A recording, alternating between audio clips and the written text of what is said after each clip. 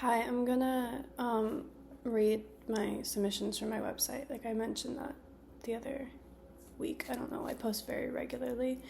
And I have some from before I submitted that. No, since before I posted that, some from after. One of you decided to try to rage bait me. It didn't work. I'm not reading your submission. Fuck you. This is what I'm drinking. I don't know what it is. I'd never heard of this brand before. I just got it at normal because it was €1.50. And it's okay. It's kind of sweet. I liked it. I got one yesterday as well, and it was a double shot ice latte. That one was really good. It tastes like chocolate. This one is just too sweet. I just don't really like caramel lattes. So I don't know why I thought I liked this one. But whatever. And do you like my hair? I tried to do like Lana Del Rey 2012 thing, but this side, don't look at it. Just look at this side. What else? Oh, I've been watching The Summer I Turned Pretty, and it's pissing me off, like, a lot. Like, first season, I hated Conrad, I hated Jeremiah, I liked Belly. Second season, hated Conrad, liked Jeremiah, starting to dislike Belly, because why are you trying to fuck with both brothers? Third season, I hate everybody but Conrad. Like, Conrad is, like, pretty chill. Also, why would you want to date someone who's dated your brother? I really don't get it. Who's engaged to your brother? Who's gonna marry your brother, bro? Just, like, I don't get it. Also, Conrad's fucking cake, bro. He made it sound good as hell, though. Like, when he was describing, he's like, the cacao, like, it offsets the balance between the sweetness of the raspberry. Like, kind of ate with that. I kind of want to try it. But yeah, my cousin and my best friend were like, you need to watch it. And so I was really bored, so I binged the entire thing. And now I'm waiting for the new episode. But the only people I like in the show are Taylor and Steven. That's the only couple I care about. And every time they go away from them, I'm like, can we get back to Taylor and Steven? Because I really don't care about these other plot lines. Maybe that's a character flaw on my end. Ew. Shit. I think I got lipstick on the counter. So it happens when I'm home alone. Okay, let me read. So what was most recent? There's the rage bait. Fuck you. Second one.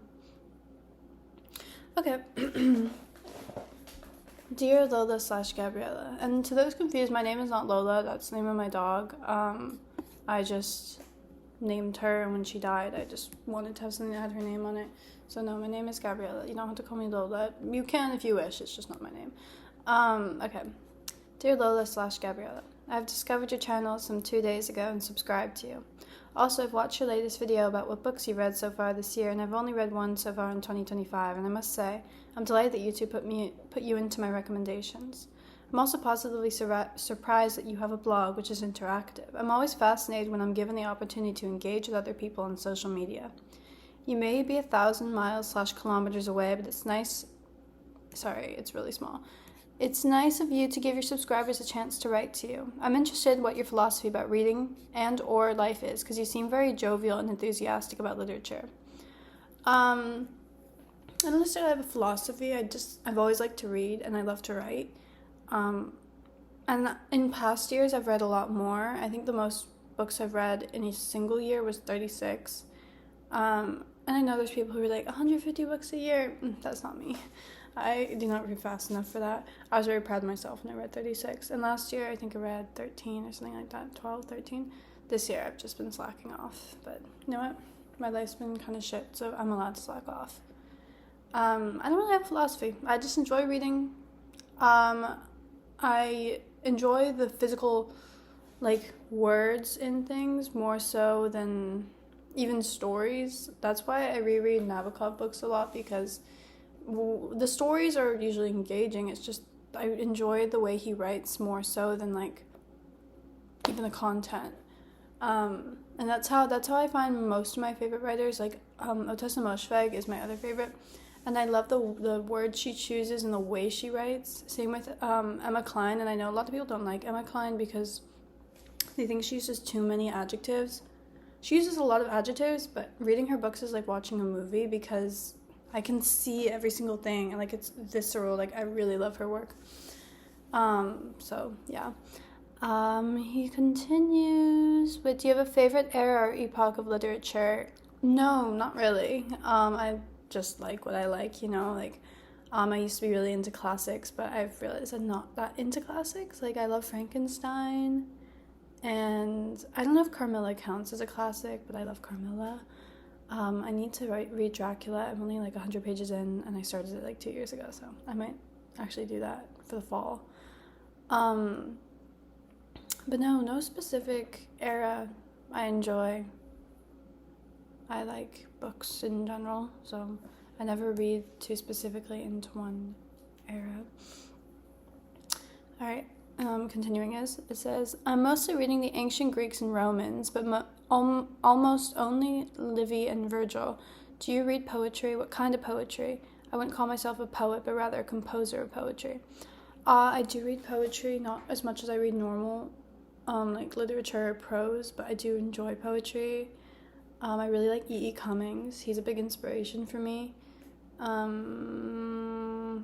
E.E. Cummings, Mary Oliver, those are the only ones that I really go out of my way to read, but I really do enjoy poetry when it's presented to me. It's just I never really go out of my way to read it. Let me think. Sylvia Plath, that's basic, but who cares? I'm basic. Except it's sometimes, I don't know. I like some of her poetry. I wouldn't call myself like a huge fan, but I have Ariel, and I like that collection. It's good. Everyone likes that collection though. It's hard not to. She's a very good poet. Sorry, I'm a bit sick.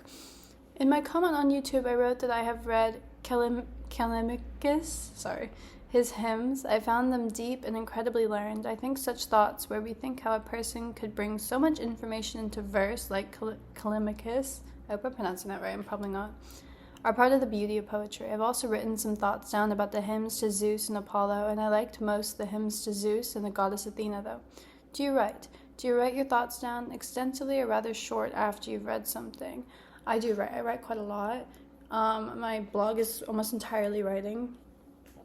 And most of the stuff on my channel now, like I used to do like just like videos, like this coffee is like fucking me up. I'm sorry, like it's like not that good, but I'm gonna drink it anyway. What was I even talking about? Yeah, I write a lot. Not necessarily about what I read. I used to make very extensive book reviews, and I'd force everyone who followed me on Instagram to read them. Like, I would just post them on my story, like, here, read my book review. Some people liked them, though. Like, I remember I stopped doing them, and then someone, like, DM'd me, was like, did you stop reading? What happened? I was like, no, I just, like, gained consciousness and realized not everyone gives a fuck what I think about, like, Lolita.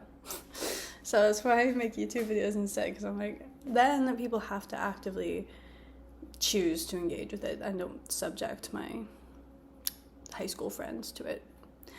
I write more poetry, and usually my poetry is personal, or the thing is, I either write very personally or very like fictionally, and I don't ever differentiate it when I'm sharing it, so then some people think things that are about me when they're not, which then translates to I write short stories mainly. That's my favorite thing, is short stories. And I remember once my friend was like, she'd never read anything of mine before, so I was like, okay, read this, and it was my published short story, and she's like, is this about you? It's like, hello, it's about a girl getting kidnapped. No, I don't remember ever getting kidnapped. It's fiction. What's happening? I don't know. My neighbors are having some fun, I guess. Where was I? I wrote a page for each of these 2 hymns. I think I will also write about some of the other hymns. My procrastination is hindering me yet. I've also written, besides poetry, some of them are unfinished, some prose, short stories unfinished. Have you some projects you work on, or even pour even a part of your soul into? If you are writing, do you prefer prose or poetry? At last, I want to wish you good health and a nice day or night. Marcel. Thank you, Marcel. It's very nice. I love when people send me long things, like, just very interesting. Did I pour my soul into? Yeah, I have a few poems I think, like, my soul is in, and I've only shared one of those, and it's on my Instagram. It's just, yeah, I don't know.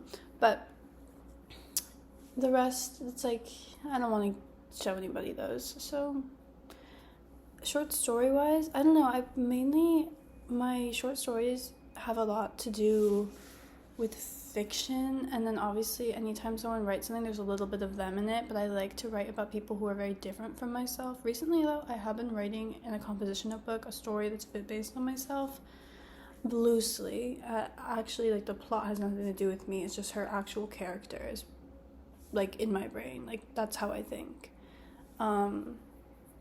Which I like to psychoanalyze myself, so it's fun. It helps me realize when I'm being a bad person or things like that. I don't know. I'm already 11 minutes in. My computer's gonna run out of storage. I shoot these on photo booth on my Mac because I have a camera. It's just it only shoots 15 minutes at a time, and then it's so HD that, like, sometimes it looks a little scary. I use it when I leave the house, though. So thank you, Marcel. Interesting. This one's from my cousin, Ava. She says, "What's up, Freaky Yellow Pits? I had a dream that I could get a really cheap flight from Ireland to Hungary. I'm talking $20 cheap, so obviously I did it. I also had a dream that a turtle was delivering me mail on its hind legs. Maybe it means something." Yeah, I don't know. Like, I don't know what that means. I won't lie. The cheap flight from Ireland to Hungary. The Ireland part makes sense because you're Irish, but the Hungary part, like,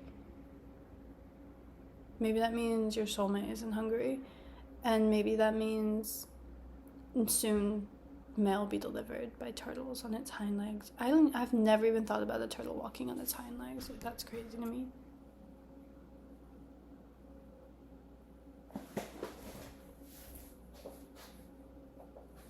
There's, like, phantom noises coming from my window. Okay. This one's from Sophia. She says, "Hey, I love your videos and I really appreciate you as a creative in general. Also, I love your style and the stuff you do with your hair. That's very nice. Thank you. I've been writing since I was a little girl, but now I'm 15 and I'm trying to get into actual short stories and novels. I really like your text. Do you have any writing tips? Even a description of your process would really help. Thank you." Thank you, Sophia. Do I have... Oh, my name is almost Sophia. I was going to say that, and then I forgot. Spelled the same way as yours, too. S-O-F-I-A. Tips. So when I have an idea, like, for a poem, I don't really get ideas for poems. I kind of just start writing. But if I ever do get something close to, like, I don't know. Because sometimes in my brain, things will just pop out. Does that make sense? Like, I'll be thinking, and I'm like, interesting, let me write that down. I have a notes section for writing. Like, so I have a thing that says, oh, hello, you can see me in my email. It's just things I like viscerally, that, like, the sound, because I'm very into words by themselves. These are words that, like, I really like. You can probably see, but I don't really want to read them out loud. Or if I'm reading something and I find a word I like Pavnine, I just found that when I was rereading Lolita. Or just things that come into my brain, like the thin ankles of the Virgin Mary in oil paintings. That's not a poem. That's just something I thought sounded cool, so I wrote it down. Like, that's honestly what... Man, I'm holding it back so you can see. That's what my writings this entire... Oh, you can see the candle that I have lit. Everything I've done in this week is just a random thing. It's not a poem. Last poem I wrote was actually not a poem that I wrote. I accidentally clicked on it and then it said I wrote it then. You know what I mean? Like on notes, where if you accidentally type something, it's like, oh, you last edited it today. Fuck you, wanting to remember when you actually wrote it. So I think I wrote this last year, but who knows? Okay, well, you didn't ask to see my poems. You asked for help.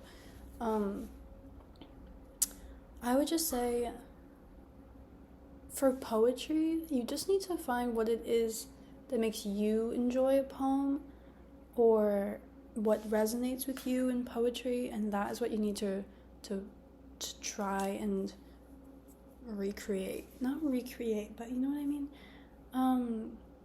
Like, I am very much into the senses, and I like when poems touch on senses and also use specific words. So that's what I do in mine. I'm very much into dialogue, and so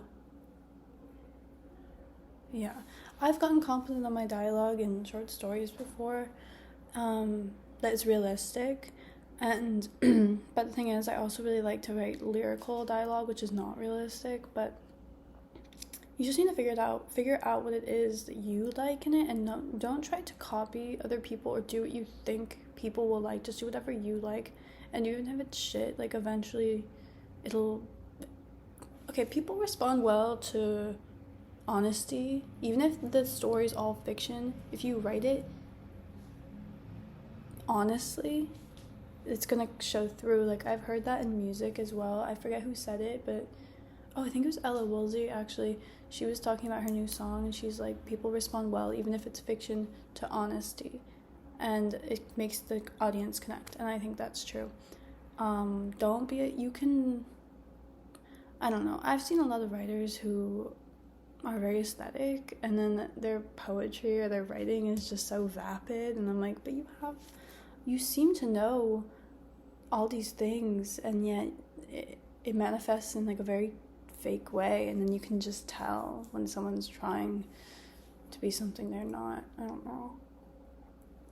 I hope that helps at all. Probably doesn't, but my process for short stories is I usually get an idea and I write it in like a paragraph, and then I'll take, if I can, because sometimes they're so shit I can't do anything with them, then I'll try to make it a bit longer, and then I just rewrite until it comes into a life of its own. And sometimes, like the one that I got published, I'll put it in the description if anyone's keen on reading it. It was literally because I was listening to Ultraviolence, because I had just gotten the record, like the vinyl, like over and over, because I had like 3 records and all I had was Ultraviolence. And then when I would be going on walks, I would listen to In Dreams, like the album by Roy Orbison, and then something about those two made me think about being kidnapped. I don't know, but that is what, and then like the language that's used in both of those albums is kind of what inspired me to make the characters, if that makes sense.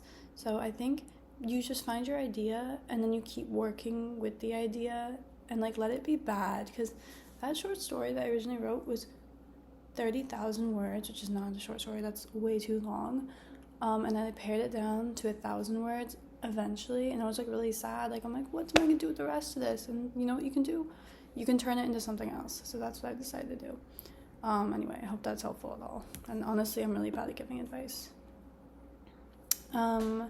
Okay, this is getting long. Yeah, it's 18 minutes. I'm gonna do one more, and then if anybody likes this video, I can do more. Okay, hello.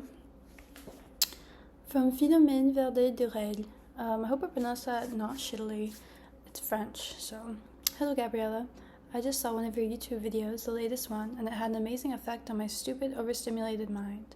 I think this is the one I did, one of my, like, video blogs, like, reading it with jazz music, you know what I mean? Maybe it's just jazz music that did it all, but maybe it was you. But I watched the whole video without thinking of scrolling. That's how far I am. Sorry. Anyway, my name is Philomène. I'm an 18-year-old French girl. That's why my English is limited. Your English is literally perfect, so don't even.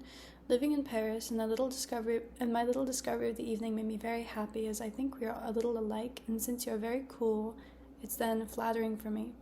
I'm also an 18-year-old girl, brown hair with green eyes, way darker, sadly. Same earrings. I wonder if they do these ones. I wear these hoops a lot, so I'm not sure, but... and writing's the purpose of my life. You sound like we could be friends. Hello. It is actually so frustrating to communicate with such a poor vocabulary and lack of flexibility with the English grammar. That's how I feel when I speak French. Anyways, what I love writing the most is poetry, even though I mostly suck at it. However, I write some pieces of something that may end up being one story, which is way better than my poems. Why am I saying that to you? Oh yes, seeing only one of your videos triggered my creativity, and I love this phenomenon. I precisely wrote something about this marvelous feeling. So I guess I'm thanking you for that. And also, I am passionate. The term isn't right. I am just about philosophy, literature, language. I don't really think of it as a hobby. That would be weird. It's just a lifestyle, you know? I'm sure you get it. I do get that. I hate when people are, like, trying to get me to, like, profit off of it. And it's like, once I start to turn something I'm so passionate about into money or something cheap, it's just, that's when I'm going to lose my passion for it. And I don't see what the point of being alive is if you don't have any passion for anything. And I don't even mean that in like a nihilist or like dumbass way. Like genuinely, like being not passionate about something is just depressing. Some ASMR coffee pouring for you. Okay. I don't know if the term, all of this just to propose to you. I don't know if the term propose is specific to wedding proposals, which is not what I'm asking you. No, you're right with the way you use propose. Some interesting topics to discuss, some questions to make our brain work a little. Here are some, then it's your choice. Maybe it's not all your type of questions, and then forget everything and have an amazing writing artistic life. You're very sweet. Number 1. Do you think we're meant to limit ourselves, like in order to not be our immediate desires' slaves, or in the contrary, to follow our desires and accomplish them? I actually might make videos on your questions, because they're really good. Like, I read them before this, and they're really good. Do I think we're meant to limit ourselves? I think that society forces us to limit ourselves. I think that is just the way that the world has been, because if everybody just followed their every whim, how are they gonna keep you down? How are they gonna control you? That's my thought. Like, people like to push this narrative of, I don't know, you have to suffer, and you have to do what everyone says. You have to get married, you have to have kids, you have to go to college, you have to work a normal job. And I'm obviously very privileged in having the thought that I don't have to do that. I do have to do the job part, but the rest, I refuse. I don't want to get married, I don't want to have kids. And everybody in my life is like, why the fuck not? Like, what's wrong with you? Why don't you want to have kids? I'm like, I just don't. I don't know. I just think, like, you follow exactly what you want. Because why not? Like, you literally, like, when you're dead, and there will be nothing to change that. And eventually everybody will be forgotten. And one day, none of this will even be here. Even the most famous people, no one will remember them. So I just think limits. There's obviously physical limits. Sorry, I'm playing with my hair because it's pissing me off.